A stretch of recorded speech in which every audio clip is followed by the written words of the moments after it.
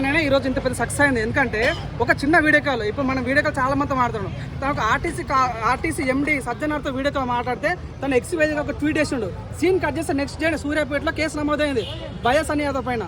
తను ఇన్వాల్వ్ అయినా కాకపోయినా తిరుందుకు మాట్లాడన్నా నేను రావటం లేట్ అవ్వచ్చు, కానీ రావడం అన్న పక్క అన్నట్టుగా ఇన్ని రోజులు రాలేడు. ఒక్కసారి దిగిండు, మొత్తం అందరూ అరెస్ట్ అయిపోయారు. పెద్ద పెద్ద తలకాలు కూడా ఈ రోజు మీడియా ముందు రావడం భయపడుతున్నాయి. కాబట్టి నిజంగా ఆ ఒక గొప్ప నిర్ణయం. లేట్ వచ్చి చాలా మంచి నిర్ణయం తీసుకున్నాను. అదే ఇంత లేట్ గా రావడానికి కారణం ఏంటి? వచ్చిండే ఇన్ని రోజులు రాలేడు. వాళ్ళు ఎదురు తిరిగారనే లేట్ వస్తున్నాడు అని అంటున్నారు. ఆయనకు అటువంటి అవసరం, ఆయన ఇండియాలో ఉండడు. ఆయన ఎక్కడో ఉంటాడు, తనకి ఎవరితో ఇబ్బంది ఉండడు. సో మెయిన్గా తనకి ఎవరు నేనేమి నాన్ వేసిన ఫ్యాన్ కాదు, కానీ తను తీసుకున్న నిర్ణయం గొప్పది. బెట్టింగ్ వల్ల 1000 మంది చచ్చిపోయాడు. అప్పుడు నువ్వు ఎందుకు మాట్లాడలేవు? నీ ఛానల్ పేరు నువ్వే మీకు నువ్వు నాకు తెలియదు. బెట్టింగ్ యాప్ల గురించే తెలియదు.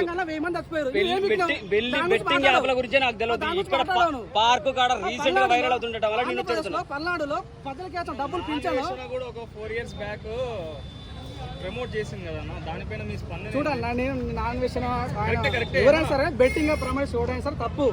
1000 మంది చచ్చిపోయారు తెలంగాణ. ఎదుగుదలకు బెట్టింగ్ ప్రమోషన్ యాప్లు చేసిండు, ఎదిగినాక తర్వాత బెట్టింగ్ ప్రమోషన్ యాప్లు ప్రమోషన్ చేయలేదు. మరి ఎట్లా అంటావు? మరి తను కూడా కేసు చేయాలి. మరి నేను చెప్తున్నా కదా, ఎవరు తప్పు చేసినా దానికి శిక్ష నుంచి తప్పదు. బెట్టింగ్ వల్ల చాలా మంది చనిపోయారు. మేము స్టూడెంట్స్ చనిపోతున్నారు అనే ఉద్దేశంతో ఎవరు తప్పు చేసినా తప్పే. కానీ అర్థం ఎవరైతే మన నాన్ వేసిన స్టెప్